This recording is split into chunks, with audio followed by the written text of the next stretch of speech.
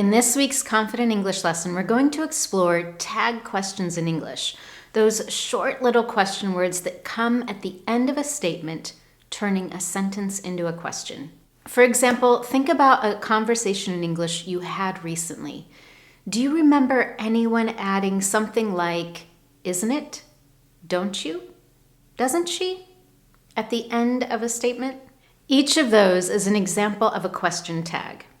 What I love about tag questions is that knowing how and when to use them not only sharpens your grammar skills, but it also boosts your pronunciation skills in English as well, particularly with your use of intonation. So, when exactly should you use them? And how do you use them correctly? If you don't already know, I'm Anne-Marie with Speak Confident English. Everything I do here is designed to help you get the confidence you want for your life and work in English. And by the end of this lesson today, you'll know exactly how to form tag questions.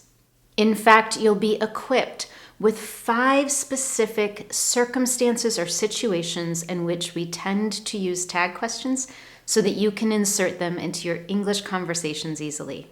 Then, to ensure you've got it right, I have a short quiz for you at the end, so be sure to stick with me.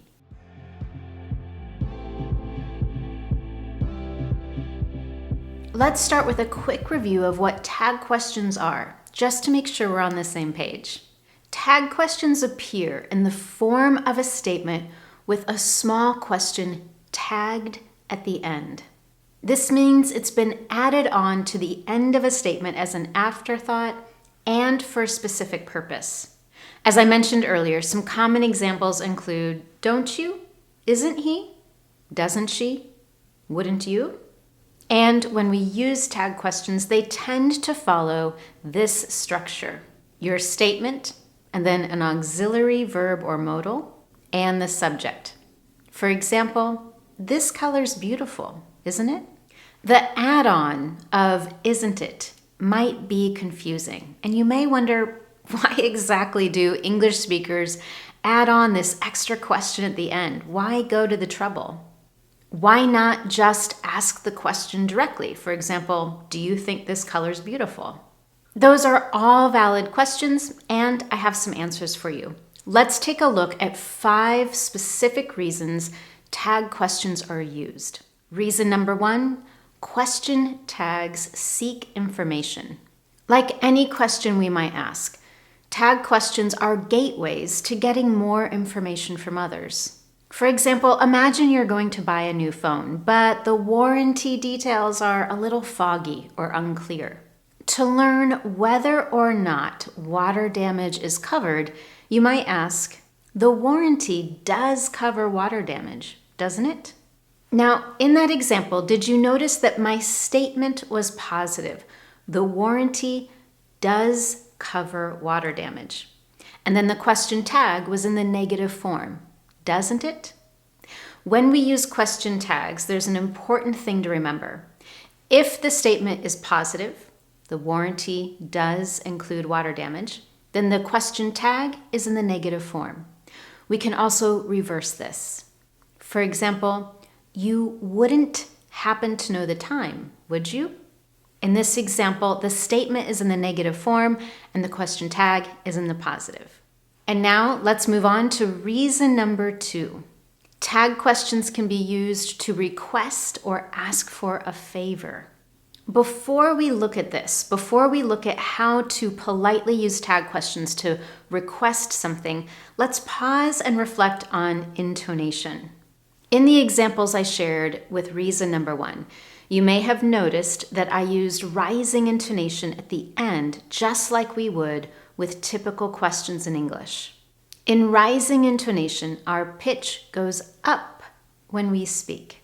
And you'll especially hear rising intonation when someone is using question tags to ask for a favor. Let me give you an example. Let's say one of your coworkers needs some help with a project and makes this request. "You wouldn't happen to have any notes on this client, would you?"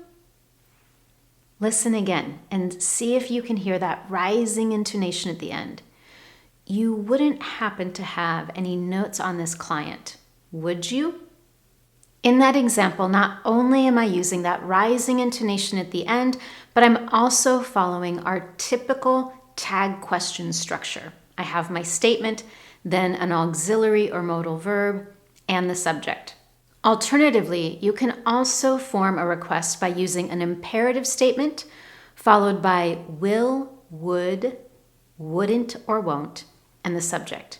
Here's a clear example of how we can make the same request that we just illustrated, but use an imperative to make it more assertive. Rather than say, you wouldn't happen to have any notes on that client, would you? You could state, send me any notes you have on that client, won't you? Both examples are making a request, using a tag question at the end with that rising intonation, but the second one is a bit more assertive because we've used that imperative statement. And now, reason number 3 for using question tags is to help start conversations. Sometimes asking a direct question can come across as being too bold or forceful.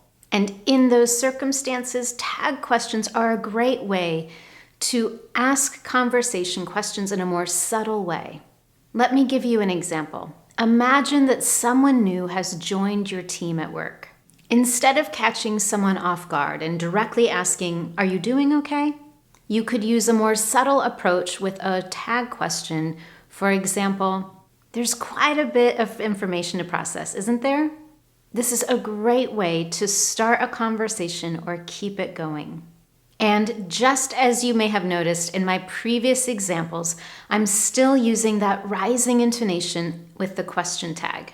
However, we don't always do that. We don't always use rising intonation.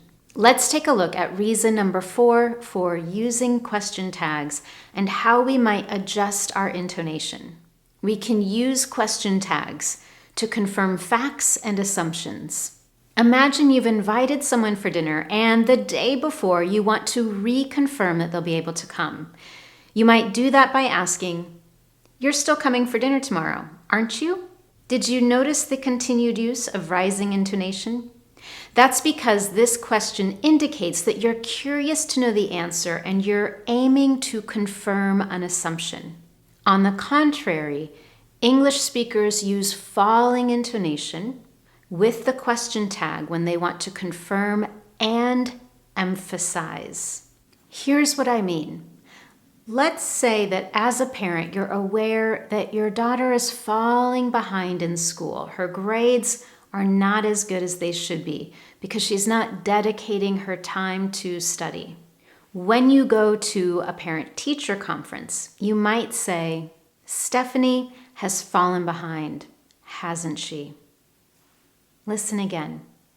"Stephanie has fallen behind, hasn't she?" I'm using falling intonation. As a result, it sounds more like a statement than a question. And that's because my belief is stronger. It's not just an assumption. Instead, I'm certain that this is a fact. In some ways, that question tag is less about asking a question and more about confirming what I know to be true. So I'm confirming and emphasizing my belief or certainty. Let me give you one more example.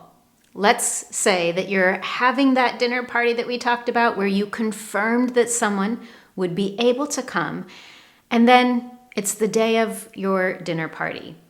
Your friend calls you, she's stuck in traffic, and you say, "You're not going to make it, are you?"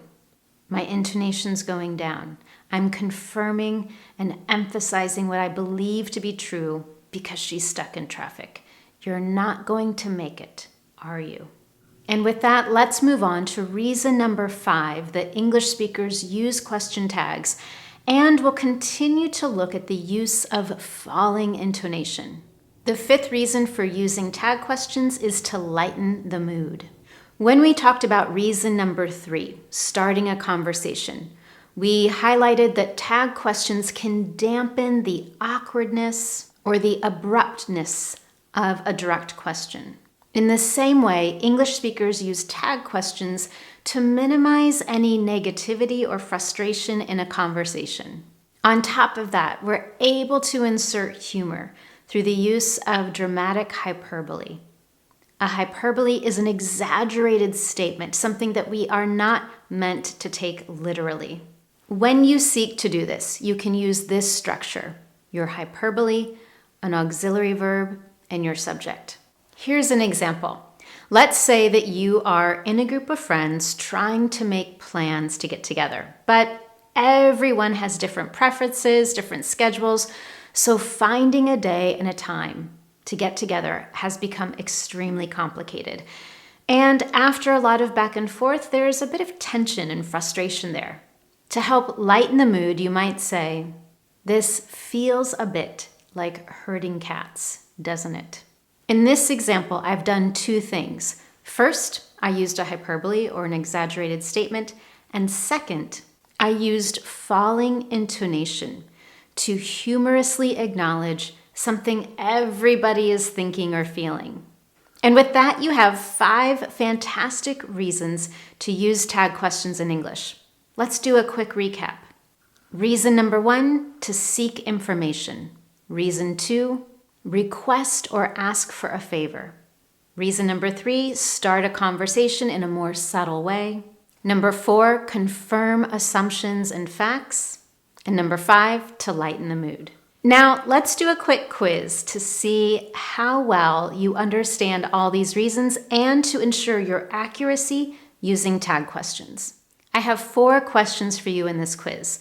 In each one, I want you to do 2 things. First, I want you to identify the correct question tag. And number 2, I want you to consider which reason we're using for the tag question. Are we asking for a favor, confirming a fact, starting a conversation, and so on? You can share your answers with me in the comments below. That's also where I will share the correct answers, so you can review those comments just below the video. Number 1, it's so hot you can almost fry an egg on the sidewalk. What's the question tag? It's so hot you can almost fry an egg on the sidewalk. In the comments below, share your answer. What is the question tag and why are we using it? Now, question number 2. I don't need to get a haircut. I don't need to get a haircut.